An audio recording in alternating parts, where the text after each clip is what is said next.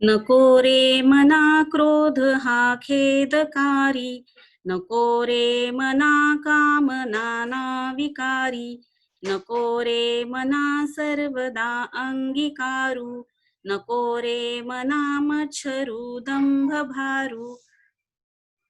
नमस्ते मुलांना. आज आपण मी म्हटलं होतं तुम्हाला की जे मध्ये मध्ये आपले काही पेज नंबर मी सोडलेले आहेत जे आपण नंतर शिकवणार आहोत. आधी आपण पाठ आणि कविता पूर्ण करून घेऊयात आणि मग जे जे पेज नंबर आपण सोडलेले आहेत ते आपण नंतर शिकूयात, असं मी तुम्हाला म्हटलं होतं. त्याप्रमाणे आम्ही सूचना फलक वाचतो हे आज आपण घेणार आहोत. पहा, सूचना फलक, सूचना म्हणजे नोटीस आणि फलक म्हणजे फळा. तुम्ही बिल्डिंग मध्ये राहत असाल, सोसायटी मध्ये राहत असाल तर तुम्ही पाहिलं असेल, तिथं नसेल पाहिलं तर तुम्ही शाळेत जाता तेव्हा शाळेत तरी तुम्ही बाहेर गेट पाशी एक बोर्ड पाहिलेला असेल, त्याला सूचना फलक असं म्हटलं जातं. म्हणजे काही नोटीस असतील तर त्या बोर्ड वरती लिहिल्या जात असतात. नोटीस बोर्ड, सूचना फलक म्हणजे नोटीस बोर्ड. आणि मग जर काही महत्वाची सूचना असेल जी सगळ्यांना माहिती व्हावी असं वाटत असेल तर म्हणून मग बिल्डिंगच्या बाहेर म्हणा किंवा सोसायटीच्या बाहेर म्हणा किंवा शाळेच्या बाहेर म्हणा किंवा कुठल्याही ऑफिसच्या बाहेर म्हणा, कार्यालयाच्या बाहेर म्हणा, असं सूचना फलक केलेला तुम्हाला दिसून येतो.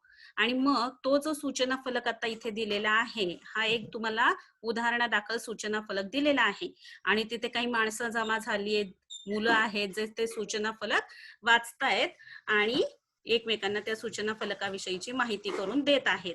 तर हा सूचना फलक आता आपण वाचून समजून घेणार आहोत. त्याच्यावरती जे काही प्रश्न विचारलेले आहेत त्याची उत्तरं तुम्ही लिहिणार आहात. तर आता या वर्षासाठी तुम्हाला काही सूचना फलक तयार करण्यासाठी नाहीये, पण हा जो सूचना फलक त्यांनी दिलेला आहे नोटीस बोर्ड, तर तो तुम्ही वाचून घ्यायचा आहे, समजून घ्यायचा आहे, त्याच्या खालचे प्रश्न समजून घ्यायचे आणि त्याची उत्तरं स्वतः लिहिण्याचा प्रयत्न करायचा आहे. म्हणजे या वर्षी तुम्हाला काय काय करायचंय, नोटीस बोर्ड म्हणजे काय, सूचना फलक म्हणजे काय हे समजून घ्यायचं आहे आणि जी दिलेली सूचना आहे त्या खाली काही प्रश्न दिले असतील तर त्याची उत्तरं तुम्हाला स्वतःला लिहिता आली पाहिजेत. आणि त्याचबरोबर इकडे तिकडे जे काही सूचना फलक तुम्हाला दिसतील, शाळेच्या बाहेर दिसतील, बिल्डिंगच्या बाहेर दिसतील, सोसायटीच्या बाहेर दिसतील, कुठल्या कार्यालयाच्या बाहेर दिसतील, जिथे कुठे तुम्हाला असे सूचना फलक दिसतील, नोटीस बोर्ड दिसतील, ते वाचून समजून घेण्याचा प्रयत्न करायचा आहे. आता पहा इथे काय सूचना दिलेली आहे. समर्थ नगर परिसरात पाणी पुरवठा करणाऱ्या पाईपलाईनच्या दुरुस्तीचे काम तातडीने सुरू करण्यात येणार आहे. पहा ठिकाण कुठलं दिलेलं आहे, परिसर. परिसर म्हणजे ठिकाण कुठलं दिलेलं आहे, समर्थ नगर. काय सांगितलेलं आहे, पाणी पुरवठा करणारी जी पाईपलाईन आहे, जी पाणी पुरवठा करते त्यांना सप्लाय, तर त्या पाईपलाईनच्या दुरुस्तीचं काम तातडीने सुरू करण्यात येणार आहे. तातडीने म्हणजे लगेचच सुरू करण्यात येणार आहे. त्यामुळे उद्या आपल्या परिसराचा पाणी पुरवठा बंद ठेवण्यात येणार आहे. म्हणजे त्यांच्या परिसरामध्ये त्यांच्या ठिकाणी पाणी येणार नाहीये आणि म्हणून मग हा पाणी पुरवठा बंद ठेवण्यात येणार आहे हे लोकांना कळवायला हवं. त्याच्यासाठी म्हणून ही नोटीस त्यांनी दिलेली आहे. समर्थ नगर परिसरातील सर्व नागरिकांनी याची नोंद घ्यावी, ही माहिती करून घ्यावी. तसेच उपलब्ध पाण्याचा वापर अधिक काटकसरीने व जपून करावा. काटकसरीने व जपून करावा म्हणजे पाणी सांभाळून वापरलं पाहिजे, लागेल तितकंच वापरलं पाहिजे, जास्त वापर करायचा नाही, भरमसाठ वापर करायचा नाही. कारण पाणी पुरवठा बंद ठेवण्यात येणार आहे, त्याचं काम चालू होणार आहे, त्याच्यामुळे जे काही पाणी साठवलंय तेवढ्यातच तुमचं काम भागेल, अशा प्रकारे तुम्ही पाणी वापरायचं आहे. आता पाणी पुरवठा विभाग खाली काय दिलेलं आहे, नोटीस कोणी जाहीर केलेले, हे पाणी पुरवठा विभाग समर्थनगर. समर्थनगरला पाणी पुरवठा करणारा जो विभाग आहे त्यांनी हे नोटीस दिलेलं आहे. म्हणजे मुलांना लक्षात आलं का, सूचना फलक जो तयार केला जातो त्याच्यामध्ये आधी वरती सूचना फलक असं लिहिलेलं असतं. कोणत्या दिनांकाला दिलेली ही सूचना, 23/9/19 2019. म्हणजे ही नोटीस, ही सूचना कधी देण्यात आली त्याची दिनांक असली पाहिजे, वरती सूचना फलक हे नाव असलं पाहिजे आणि मग ती सूचना जी आहे ती व्यवस्थित थोडक्यात मोजक्या शब्दामध्ये पण सगळ्यांना सगळी गोष्ट समजेल अशा प्रकारे ती सूचना तयार केलेली असली पाहिजे आणि खाली ती सूचना कोणी दिलेली आहे त्याचा उल्लेख केलेला असला पाहिजे, त्या ठिकाणाचं नाव असलं पाहिजे. आलं लक्षात? अशा प्रकारे असतो सूचना फलक, नोटीस बोर्ड. आता खाली पहा, वरील सूचना फलकाच्या आधारे खालील प्रश्नांची उत्तरे लिहा. ही सूचना कोणत्या तारखेला देण्यात आली आहे? तारीख म्हणजे दिनांक, डेट. तर ती लिहायची आहे. उत्तर कसं लिहाल मग? ही सूचना अमुक अमुक तारखेला, दिनांकाला किंवा डेटला देण्यात आलेली आहे. आता पहा मुलांनो, मी इथं उत्तर तुम्हाला सांगत नाहीये, कारण ती सूचना वाचून प्रश्नांची उत्तरं तुम्ही स्वतः लिहायची आहेत. हा प्रयत्न जेव्हा तुम्ही स्वतः कराल तेव्हा कुठे तुम्हाला 8वीचा जो क्वेश्चन पेपर पॅटर्न आहे तो सोडवता येऊ शकेल. त्याच्यामुळे ही उत्तरं तुम्ही स्वतःच लिहायची आहे. तुम्ही काय करायचं आहे मग? क्लासवर्क मध्ये नाही, हे निबंधाच्या वहीमध्ये लिहा. सॉरी, क्लासवर्क मध्ये नाही, निबंधाच्या वहीमध्ये कॉम्पो बुक जे आपण बनवलेलं आहे त्याच्यामध्ये लिहायचं सूचना फलक. एरवी आपण मुलांना ह्या सूचना फलकाची जी झेरॉक्स कॉपी काढून चिकटवायला लावतो आणि मग खाली प्रश्न उत्तर लिहित असतो. पण आता काही हे म्हणजे जे काही कोरोनाची वगैरे परिस्थिती आहे त्याच्यामुळे तुम्ही काही झेरॉक्स कॉपी वगैरे काढायला जाऊ नका. तुम्ही काय करा, फक्त हे निबंधाच्या वहीमध्ये वरती सूचना फलक हे हेडिंग टाका आणि त्याच्या खाली ही प्रश्न उत्तर लिहून काढा. आणि तुम्हाला नोटीस करता येईल मात्र तयार, नाही का? तर तुम्ही काय करा, पेन्सिलनं त्या कॉम्पो बुक मध्ये वरती सूचना फलक असं हेडिंग घाला. मग हा जो सूचना फलक दिलेला आहे इथे, फक्त एवढाच, हा सूचना फलक असा पेन्सिलनं आखायचा आणि त्याच्यावरती जी सूचना दिलेली आहे ती सगळी व्यवस्थित लिहून काढायची. पेनानच करा पण वेगवेगळ्या रंगाचे पेन वापरले तरी चालतील सूचना फलकासाठी. आणि मग खाली लिहा, वरील सूचना फलकाच्या आधारे खालील प्रश्नांची उत्तरे लिहा आणि मग हे 4 प्रश्न आणि त्याची उत्तरं लिहून काढायची. मी समजून तर तुम्हाला सगळं सांगतेच आहे, तुम्हाला फक्त ते लिहून काढायचं ना. पाणी पुरवठा कधी बंद करण्यात येणार आहे? पाणी पुरवठा बंद का ठेवण्यात येणार आहे? पाण्याच्या वापराबाबत नागरिकांना कोणती सूचना देण्यात आली आहे? पाण्याचा वापर कसा करायचा आहे त्याच्याबाबत काय सूचना करण्यात आलेली आहे तेवढं सांगायचंय त्याच्यामध्ये.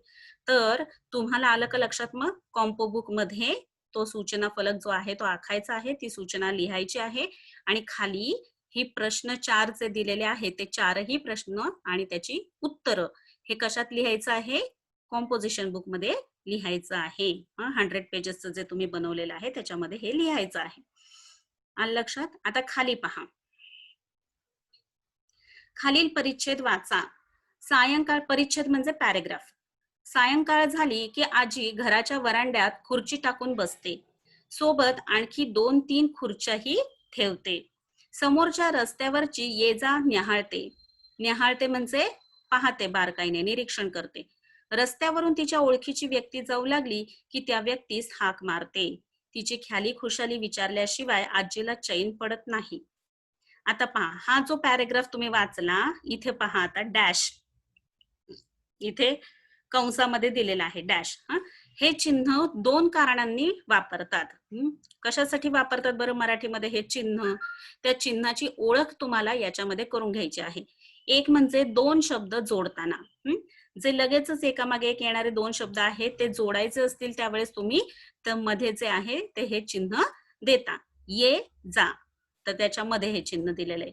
नंतर 2-3, 2 नंतर लगेच 3, 2-3 असं जेव्हा म्हणायचं आहे तेव्हा जोडायचे आहे जेव्हा हे शब्द 2-3 तेव्हा त्याच्यामध्ये डॅश दिलेला आहे. आणि दुसरं म्हणजे काय सांगितलेलं की ओळीच्या शेवटी शब्द अपुरा राहिल्यास, उदाहरणार्थ रस्त्या, तिथं पहा पॅराग्राफ मध्ये परिच्छेदामध्ये पहा, रस्त्यावरची, आता इथं त्यांनी जिथपर्यंत लिहून दिलेलं आहे तिथे त्यांना वरची हे लिहिण्यासाठी जागा पुरत नाहीये. मग रस्त्यानंतर त्यांनी काय केलेलं आहे तर ते चिन्ह दिलेलं आहे.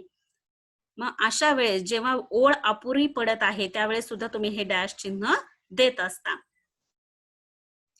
मग या चिन्हास पहा, इथे ते त्यांनी दिलेले चिन्ह, या चिन्हास काय म्हणायचं मराठीमध्ये? संयोग चिन्ह म्हणतात. आलं लक्षात? हे जे आपण डॅश डॅश म्हणतो याला मराठीमध्ये काय म्हटलं जातं? संयोग चिन्ह म्हणतात. आणि हे संयोग चिन्ह जे आहे म्हणजे हे विराम चिन्हाचा एक भाग आहे. आपण विराम चिन्ह, पंक्च्युएशन मार्क्स पाहतो की नाही, त्याच्यातलं हे एक संयोग चिन्ह आहे ज्याची ओळख आपण आता इथे करून घेतलेली आहे. मग संयोग चिन्ह मराठीमध्ये केव्हा केव्हा वापरलं जातं? जेव्हा 2 शब्द जोडायचे, ये जा, 2-3 असे शब्द जेव्हा जोडायचे तेव्हा ते संयोग चिन्ह दिलं जातं. आणि जेव्हा तुम्ही वहीमध्ये लिहित असता एक पूर्ण शब्द तुमचा लिहून होत नाही, ओळ संपते, तेव्हा तुम्ही तिथे संयोग चिन्ह देऊन पुढचा राहिलेला शब्द लिहित असता. अपुरा राहिलेला शब्द म्हणजे अपूर्ण राहिलेला, इनकम्प्लीट राहिलेला शब्द कंप्लीट करत असता डॅश चिन्ह देऊन किंवा संयोग चिन्ह देऊन. आलं लक्षात? खाली पहा, विद्यार्थ्यांना परिसरातील विविध सूचना फलकांचे वाचन करण्यास सांगावे. ते मी तुम्हाला सांगितलंच आता. तर मुलांनो, आता तुम्हाला हे संयोग चिन्ह लक्षात आलेलं असेल, सूचना फलक लक्षात आलेला असेल, त्याचं काय लेखन करायचं तेही तुमच्या लक्षात आलं असेल. आता आपली टर्म एक्झाम होणार आहे मुलांनो, तर त्याच्यासाठी मी तुम्हाला पोर्शन काय असणार आहे ते सांगते. त्याच्यासाठी आपण आधी त्या पानावरती येऊयात. पहिल्या जिथे अभ्यासक्रम दिलेला आहे त्या पानावरती येऊ.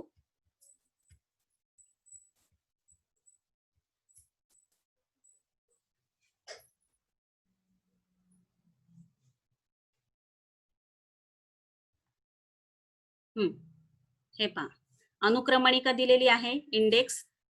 त्या अनुक्रमणिकेमध्ये पहा, भाग 1 जो देण्यात आलेला आहे, तर त्यापैकी आता आपल्याला फर्स्ट टर्म साठी पोर्शन काय आहे ते पहा. आता पहिलीची प्रार्थना आहे ती काही येणार नाही आता. त्याच्यानंतर जो या वर्षासाठी पोर्शन डिलीट करण्यात आलेला, ओमिट करण्यात आलेला आहे, डिलीट करण्यात आलेला आहे, तो पण येणार नाहीये. म्हणजे काय काय येणार आहे? श्यामचे बंधुप्रेम, दुसरा पाठ श्यामचे बंधुप्रेम. पहा मुलांनो, मी इथे पुस्तकातच तुम्हाला व्यवस्थित दाखवतेय पोर्शन काय आहे, तुम्हाला पुन्हा काही डाऊट राहायला नको. श्यामचे बंधुप्रेम दुसरा पाठ. त्याच्यानंतर तिसरा जो आहे माझ्या अंगणात कविता आणि गोपाळचे शौर्य, हे दोन काय झालेले पाठ डिलीटेड आहेत, या वर्षासाठी ओमिटेड आहेत, तर हे दोन येणार नाही.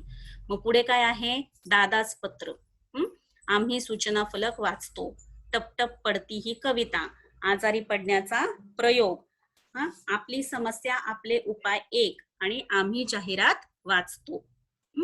आलं लक्षात? म्हणजे फक्त तिसरीची कविता आहे माझ्या अंगणात आणि चौथा जो पाठ आहे गोपाळचे शौर्य, हे दोन येणार नाहीयेत. आणि पहिली जी प्रार्थना आहे तीही येणार नाहीये. ती सोडून बाकीचं सगळं दुसरा, तिसरा, पाचवा, 6वा, 7वा हे सगळे पाठ परीक्षेसाठी येणार आहेत. शिवाय आतापर्यंत आपण जे काही व्याकरण शिकलेलो आहोत आणि शिवाय पाठांखाली जे जे तुम्हाला या व्याकरण दिलेलं आहे, मग या पाठांखाली म्हणजे माझ्या अंगणात आणि गोपाळचे शौर्य हे पाठ कविता आपल्याला नसले तरी त्याच्या खाली जे काही लेखन विभाग दिलाय, व्याकरण दिलेलं आहे, ते मात्र येऊ शकतं परीक्षेला. तर ते आपण सगळं पाहणारच आहोत, सगळं काही आपण शिकणारच आहोत. आणि लेखन विभागामध्ये मग तुम्हाला हे जे जे आहे, आता सूचना फलक आहे, जाहिरात आहे, त्याच्यानंतर संवाद दिलेला आहे, त्याच्यावरती जी प्रश्नोत्तर आहेत, त्याच्यानंतर कहाणी लेखन आहे, निबंध लेखन आहे, तर हे सगळं तुम्हाला फर्स्ट टर्म साठी आहे. बाकीचे जे अनेक लेखन प्रकार आहेत ते मात्र सेकंड टर्म मध्ये असतील. आलं लक्षात?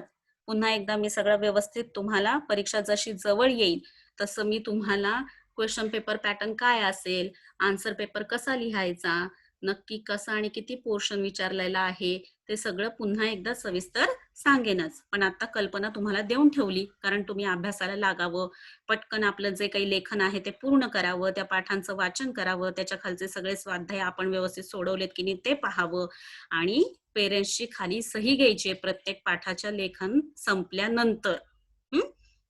तर हे सगळं करून ठेवावं, याच्यासाठी म्हणून मग मी तुम्हाला आता पोर्शन सांगून ठेवलेला आहे फर्स्ट टर्मचा. ठीक आहे, धन्यवाद.